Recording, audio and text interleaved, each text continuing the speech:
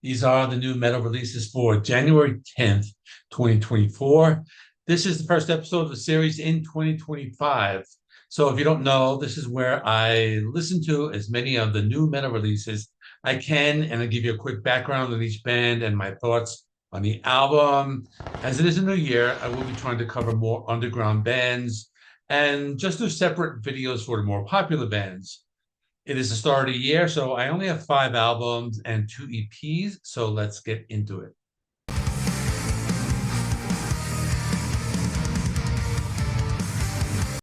First band I have is Beriedir, and the album is called Liminal Spaces. They are an Italian progressive power metal band. They've been active since 2015. They have 3 full-length albums, and their name is derived from the fictional language of Sindarin, the language of the elves in The Lord of the Rings, which means guardian. I have another series on my channel that is called My Journey in Discovering Metal Bands from Different Countries. And I've done 3 episodes on bands from Italy. So now the reason I mention that is because in that series, I spoke of 2 similar bands called Vision Divine and Labyrinth, which are part of the Italian progressive power metal scene. So I think this band, Beriedir, would be a good comparison. As for the album, there are 10 songs. It's 45 minutes long.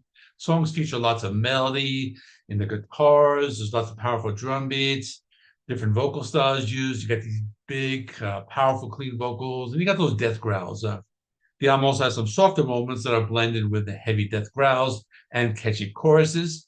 The band likes to keep you on your toes as the songs have lots of dynamic shifts. Other times, songs have this modern sound with electronic elements that are in line with the neon of the album's cover. Overall, another good album for fans of Italian progressive power metal scene, so I definitely recommend it.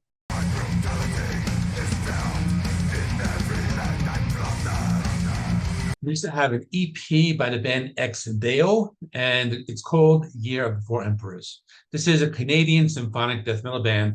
The band was started as a solo project by the vocalist of the Canadian death metal band Cataclysm, named Maurizio Iacono. He later got together with the other members of said band, and he formed this band Ex Deo, which is Latin for from or out of God. The band writes songs about ancient history and mythology, and this particular EP has a common theme throughout the 4 songs.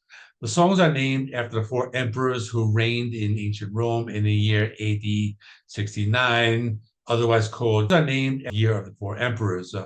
First track is called Galba, symphonic metal track. It tells the story of the Emperor Galba, and it details his rise and his downfall. The next track, Otho, is some more melodic death metal, and the band compares this to bands like Amon Amarth and Amorphis. And this continues the story about how the emperor plotted to steal the throne from Galba, which is the next track. And then after that is Vitellius, which in my opinion has a very ominous feel, which is one of the darkest tracks and slowed down the pace in this one. And that was actually track number 3. And track number 4 is Vespasian, named after the 4th emperor of that year. And that has a very bold and climatic feel, and then wraps up the EP. I could have done a whole video on this, but it would have turned into this big history lesson.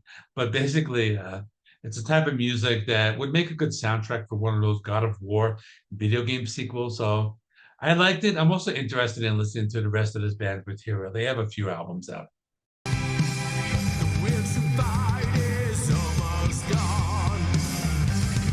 The next band I have is Mourn the Light. It's another EP. It's called The Magic's Calling. They are a heavy metal band and doom metal band based in the US from the state of Connecticut. They have 1 full-length album. This is their follow-up EP. The EP has 4 tracks. The first one is called False Prophecies. The intro reminded me of some later-day Iron Maiden, but mixed with some classic heavy metal.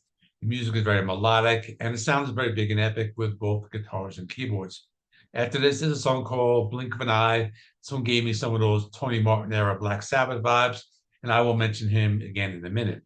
The next track is called We Are the Light. This is the most melodic out of all the songs. It's a laid-back track. I would call it an 80s style heavy metal power ballad. And the last track is a cover of The Headless Cross from Black Sabbath when Tony Martin was their lead singer. I like this version. It doesn't sound exactly like the original. They added their own touch to it. They also added some keyboards, and that added a different layer of sound.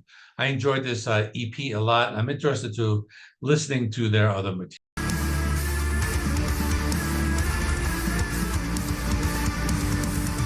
The next band I have is Elois, and the album is called Évidence. I'm not sure if I'm pronouncing that correctly. I believe it means evidence in English. They are a French Gothic nu metal band. That's how they describe themselves on their website. They formed in 2009. They have 5 full-length albums. It's a female-fronted band. In my opinion, the vocalist sounds like Amy Lee from Evanescence, but the music sounds like metalcore with down-tuned guitars with industrial elements. In other words, they're pretty unique. They don't sound like any other bands I've heard before. She sings in French, so that's pretty cool. Music sounds very modern and futuristic. The vocals are very melodic, and they use a lot of electronic elements in their music. There are also times they incorporate symphonic elements into their sounds. Overall, it's not too bad. I recommend it if you like a more modern sounding metal band.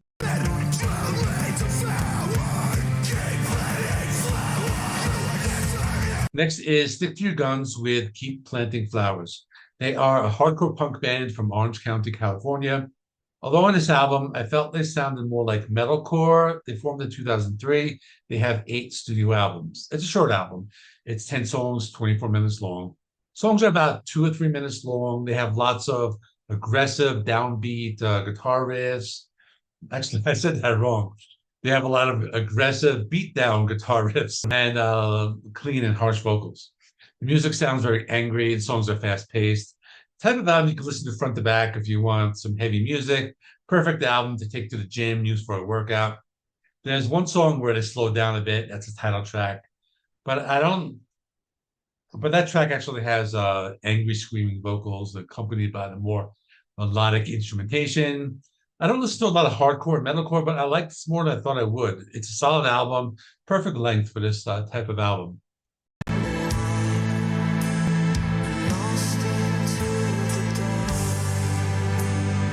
Next is Veil of Conspiracy with Shape of Grief.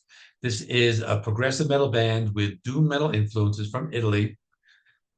They've been active since 2016. They have 3 full-length albums. The album has 11 tracks. It's 58 minutes long. They can be compared to Swedish bands like Opeth and Catatonia, as well as the Italian band Novembre, which I covered in my other series. In general, the music is very gloomy, dark, depressing. Most of the songs are slow-paced with droning style vocals, as well as some death growls. There are a few songs where they pick up the pace a little bit, but they never really break the speed limit. Other songs have very dense instrumentation. Most of the songs have a guitar sound, but you can hear the keyboards that are used in the music for a fuller sound. There are times when the music's more atmospheric and they use cleaner guitar tones and orchestration. Other times they incorporate more classical and Gothic influences. Overall, it's pretty cool if you don't mind music that's slow and gloomy, that type of music.